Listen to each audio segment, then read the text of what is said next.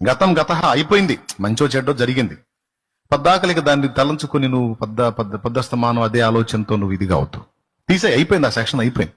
వదిలేసి దేవుని వైపు మళ్ళుకో. కృపగల దేవుడు నిన్ను ఇంకా బ్రతకనిచ్చాడు అంటే ఎందుకు బ్రతకనిచ్చాడు తెలుసా? నువ్వు పశ్చాత్తాపడి మారు మనసు పొంది ఆయన వైపు మళ్ళుకుంటావని. నేను ఇంకా చంపలేదు, నన్ను ఇంకా చంపలేదు, మన మీద శిక్ష రానిలేదు, కృపతో ఓరిమితో ప్రేమతో ఎదురు చూస్తా ఉన్నాడు మన మార్పు కోసం. ఎంతమందికి అర్థమైంది? ఓకేనా? అలా కాకుండా యోధా ఇచ్చినట్టు మారు మనసు లేకుండా వాత వేయబడిన మనస్సాక్షి కలిగి పాపం చేయటానికి మనసును స్థిరపరచుకుంటే సాతాను ప్రవేశిస్తాడు. ప్రభు మాత్రం ఎంతకాలం అని చూస్తాడు? చూసి చూసి సౌలు విషయంలో తన పరిశుద్ధాత్మను తొలగించి అపవిత్రాత్మకు అవకాశం ఇచ్చినట్టు యూదా ఇస్కరియోతు విషయంలో కూడా పరిశుద్ధాత్మను ప్రకటించి సాతానుకు అవకాశం ఇచ్చినట్టు